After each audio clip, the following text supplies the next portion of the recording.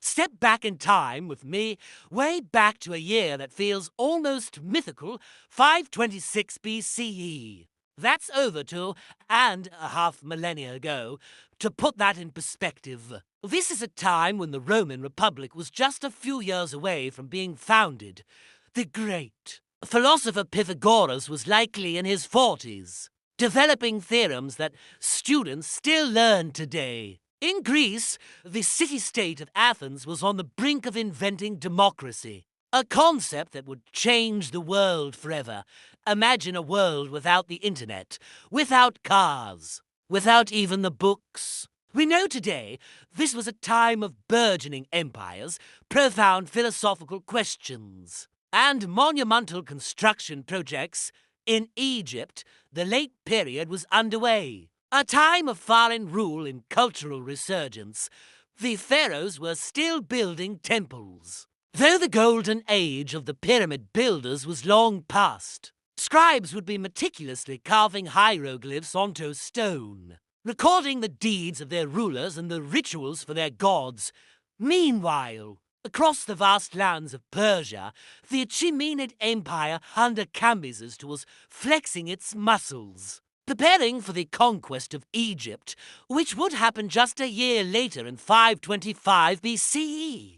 This empire was a melting pot of cultures, connected by a revolutionary road system and a sophisticated postal service. Can you picture the couriers on horseback, racing across dusty plains to deliver messages for the king?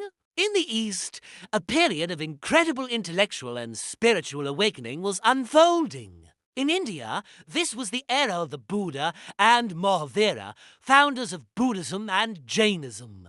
Their teachings on compassion, non-violence, and the nature of suffering were beginning to spread, offering new paths to enlightenment for millions.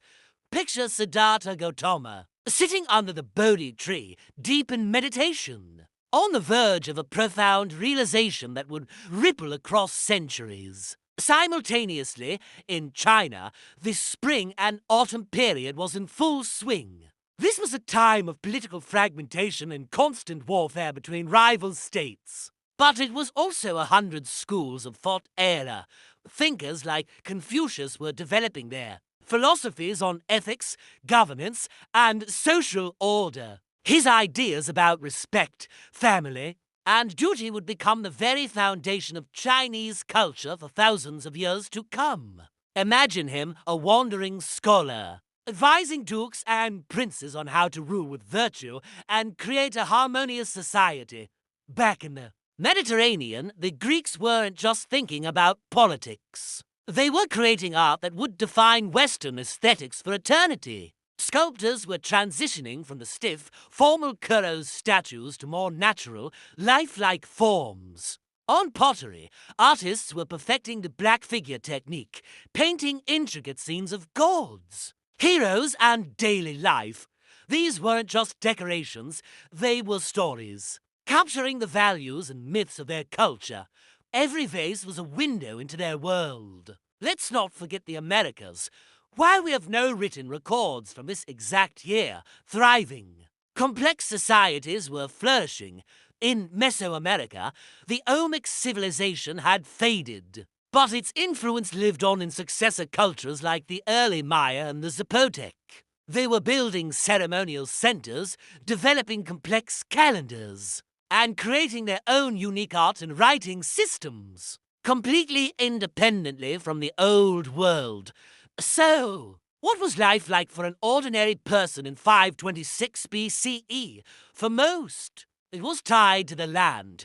You were likely a farmer, your life governed by the seasons ploughing, sowing, and harvesting. You lived in a small village, your world defined by your family, your community, and the local temple or shrine. Your concerns were immediate: the health of your crops, the safety of your family, and honoring the traditions passed down through generations. Yet, even in that seemingly simple existence, you were part of a world in tremendous flux. The ideas of philosophers, the ambitions of kings, and the journeys of traders were slowly but surely connecting distant lands. A merchant in a Greek port might be selling goods that originated on the Silk Road, brought westward by Persian traders. A new idea about the stars, born in Babylon, could eventually find its way to a Greek thinker. The year 526 BCE wasn't marked by one single,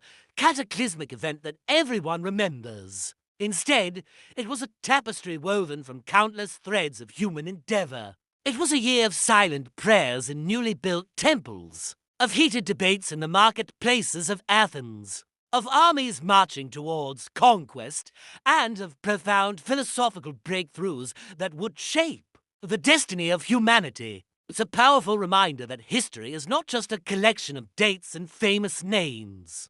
It's the story of billions of individual lives all unfolding at once, creating the world we have inherited. The political structures, philosophical questions, and spiritual beliefs that took root in this ancient era continue to influence us in ways we might not even realize. Thinking about 526 BCE helps us appreciate the sheer depth and complexity of our shared human story. It connects us to the distant past and shows us that the quest for knowledge, meaning, and a better society is as old as civilization itself.